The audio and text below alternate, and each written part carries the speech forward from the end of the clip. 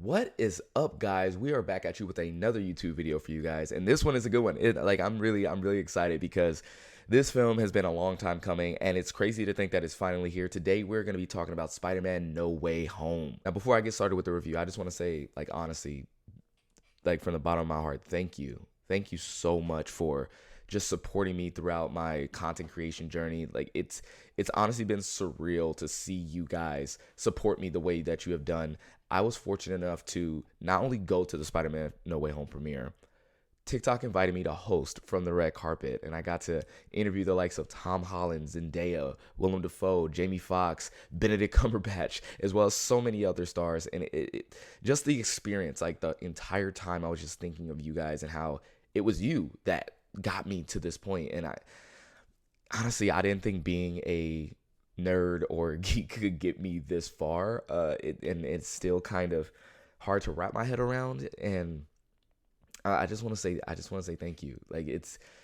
I promise to keep going. I'm not going to waste any opportunity that you guys are giving me. I know that it's all you that is making this happen, and I promise not to waste it. I just want to say thank you. I think I've cried on camera enough. Let's get to the review. Spider-Man: No Way Home is a movie directed by John Watts. It's about the 100th film in the MCU, and it stars Tom Holland after he was introduced in the 2016 Captain America Civil War film. This is his third solo film, and it's really great to see this character kind of grow and evolve, and just pretty much I think next to Captain America, Spider-Man has the best trilogy in the MCU, not barring the Avengers movies, because that's a quadrilogy. But Spider-Man has the best solo trilogy in the MCU, and this is definitely the case with this film. Now, with this movie came a lot of speculation, a lot of theories, analysis, breakdowns, leaks, and there was a lot of things surrounding this film. Not to mention, there's some questionable promotional materials, like a certain couple of posters that didn't really hit all that well. But with this movie, there was already a lot going into it, and it pretty much became one of the most hyped movies of all time. I put it up there with the hype for Avengers Endgame, and probably the hype for the last Star Wars film after that Darth Vader reveal. But the fact that this movie came in with so much hype, also has to attribute to the fact that a lot of people thought that multiple Spider-Man are going to be in this film. So a lot of factors going into this movie, a lot of things that could affect people's viewing experience of this movie, like whether three Spider-Man show up or not. Would you like this movie the same, or would you be good with the movie if it didn't have it? I'm not going to spoil that for it here because, this is a spoiler-free review, and I want you guys to genuinely be into the movie, be shocked at what the movie has to offer. Now, some of the biggest things that I loved about this movie is that this is truly a Peter Parker story. And not only that, this is Tom Holland's Peter Parker story. I've always had my gripes with the previous Spider-Man films, Homecoming and Far From Home, and specifically as though those films are really great, even though those films are great. I just always had a problem with the missing element of, with great power there must also come with great responsibility. With also Uncle Ben's absence, just kind of this Spider-Man felt like it was definitely Spider-Man. It just felt like a Spider-Man that was kind of missing that essential ingredient that made him who he was. Still, Tom Holland always does great. He always crushes this role. It's no different here. And the fact that this is his movie, people always complain how he never gets his chance to pretty much shine. He gets his chance to shine here. He's making decisions. You see in the trailer that, it seems that he's trying to save these villains rather than fight them, even though he's going to be punching them in the face a lot. But you really see the heart of the character. You really see Peter Parker's empathy, and Peter Parker's empathy is what makes him one of the most unique characters. He has a responsibility not only to the people he protects, but the people that he fights. And that is a very Spider-Man thing to do. And to see that kind of come to fruition on screen, to see his interaction with all these villains, then it was honestly my favorite part of the movie, right? There's also Michelle Jones, who's played by Zendaya. She's actually given a lot more to do in previous movies. I think she was just kind of more of a side character. She gets more of an equal billing in Far From Home, but in a way, she's done so well in that movie that I want to see more of her. But again, I feel she's kind of the love interest that Peter is going after versus her own character, and she becomes her own character later on in that film. here she's given so much more to do because like after the reveal of Peter Parker as Spider-Man, then she ends up stepping into that MJ role that we know from the comics that we've seen in previous incarnations, her being that kind of like rock, that moral compass, and also being a young kid too who life is also affecting. She's also going through her own troubles and things like that. And one of the things I really like was that Peter and MJ's relationship is beautifully fleshed out. You see why they're together, and it almost brings back that magic of why we love Peter and MJ as a couple, right? So you see a lot of that. Doctor Strange is in this movie. Benedict Cumberbatch is playing him. Obviously, he's solid. He is very solid. I don't want to say that he puts in a great performance, because I feel like Benedict Cumberbatch always puts in a great performance. So it's not really any surprise there, but it's just pretty much a welcome addition to the story, and just him as a character, to see him kind of like interact with Peter and like flesh out that dynamic, because Peter has like almost a different kind of dynamic with multiple characters, with Happy, who's also in this movie, that's really great. Marissa Tomei is May, but he has a special one with Doctor Strange, because Doctor Strange kind of sees him as a kid, and we see in the trailer that he wants to help him out. But what happens when Peter kind of messes that up? And it's a very interesting thing, because again, Peter's just a kid, he can't stop talking, and Doctor Strange is more of a guy who gets annoyed with that type of thing. Obviously he was annoyed with Tony Stark, and people accuse Peter of being a young Tony Stark. So it's just really cool to see like the different dynamics and the way the MCU can plug in different kind of like character interactions. So seeing Spider-Man and Doctor Strange like interact is something that I thought I'd never see, and now we're getting that, and it just seems normal, and it's great, and I love it. One of the biggest elements also is like the visuals. The visuals in this movie is like really great, and a lot of that has to do with not only it dealing with Doctor Strange's powers and the mysticism, and you see in the trailer they're going through like the mirror dimension and the kaleidoscope worlds and stuff like that, but it's almost like they took this film and they knew that this was going to be the conclusion of an arc. Like, and this is what I want to say about this film. Spider-Man No Way Home recontextualizes the entire Spider-Man trilogy. It recontextualizes this Spider-Man trilogy, and it made me think about the previous Spider-Man 2 films differently, and it makes them better. That's what makes this film so great. It makes those previous 2 films better. And that's because, you realize that everything that was happening in Spider-Man's journey up until this point has been leading to this film, right? And you see moments where you see that Peter Parker that we know and love come of age. And for all intents and purposes, these 3 Spider-Man films with Tom Holland have been coming of age films. And you truly see Peter come of age here, because he's thrust into the spotlight. He's forced to make decisions. He's forced to protect certain people.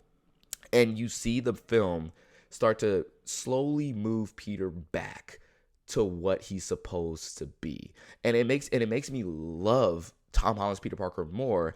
And it honestly makes me think Spider-Man No Way Home may be the best Spider-Man movie of all time. It may be. There's a legit argument. Like, my favorite is Spider-Man 2. I've always said Spider-Man 2 is the best Spider-Man movie of all time. Into the Spider-Verse, like, I can make an argument for that as well. It's my second favorite, and it honestly rubs against 2 a little bit. But Spider-Man No Way Home comes with so much, and it makes you think like, wow, like, they're playing the long game. And you know what? It felt just like a Spider-Man comic book. They're playing the long game. And so it's just fantastic to see that they did this with Tom Holland. It's so great to see what Tom Holland has done, and the writers and John Watts. And it's honestly just, I can gush about that all day. Now, I know what you guys came here to hear. Let's talk about the villains. So obviously there's multiple villains from multiple different franchises. You got the Lizard and Electro from the Amazing Spider-Man franchise. You got Willem Dafoe and Dr. Octopus from the Sam Raimi's Spider-Man franchise, as well as Sandman. And then it's really cool to just kind of see these characters kind of interact. Now, I'm not going to spoil whether they're the same characters or variants. I know you can go back and watch interviews and get that confirmation, but just for my viewers who don't know, just check that out for yourself.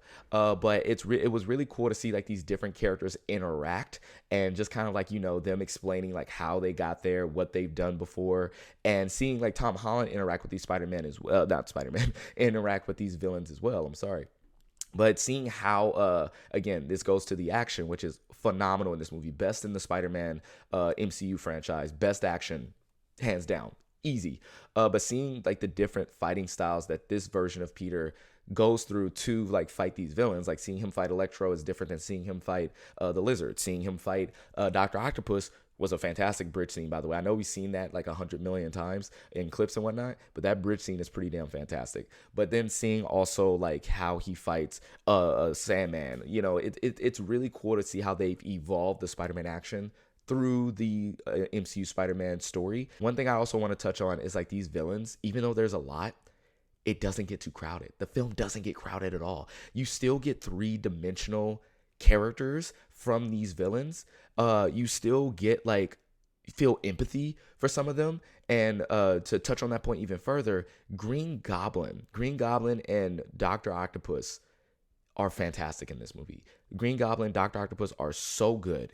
And it reminds you of why you fell in love with the Sam Raimi universe, because these actors, Willem Dafoe and Alfred Molina respectively, are just, they know these roles inside and out. And not only that, they build on what we've seen before with these characters. Like the fact that Willem Dafoe is equal parts, you feel bad for him while also being terrified of him is not an easy feat to do. And he does that in spades. And he provides a worthy and awesome challenge to Tom Holland, who's never dealt with a character like that, because, you know, he's sadistic like that. Alfred Molina still brings that tragic villain, tragic character like feeling to his role. And you just kind of want to see him kind of like get back to what we saw in the end of Spider-Man 2. One of the villains that stole the scene was Electro. Jamie Foxx literally takes this as a second chance and pretty much like ups the ante and kind of reinvigorates the character with like almost like a new sense of like confidence and personality. He's way different than what we've seen him before, but it almost makes sense for him to be this way now, because, you know, once you start getting powers and you start like blowing stuff up, then, you know, I would have confidence too. But with Electro, I was just really impressed that they didn't just make him just one of the villains that were just off to the side and they just kind of reacted to everything. No, he stole a lot of scenes that was happening, and I kind of want to see more of Jamie Foxx's Electro. Now, I never thought I'd say that, but I do want to see more of that. But the villains like are great. There's other villains that obviously you get a little bit of backstory to as well.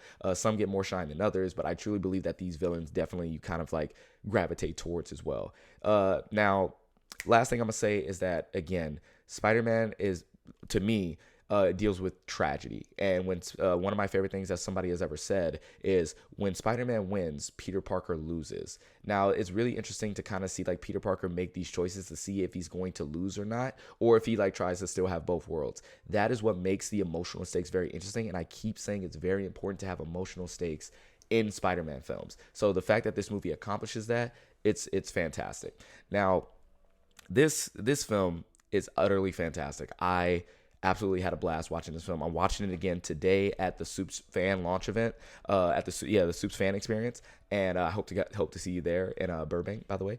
But I'm just really like pleased with what this movie has done, what it was able to do with the other Spider-Man movies, and honestly, Tom Holland was right. This film pretty much makes everything different. Like it changes the game on a lot of fronts.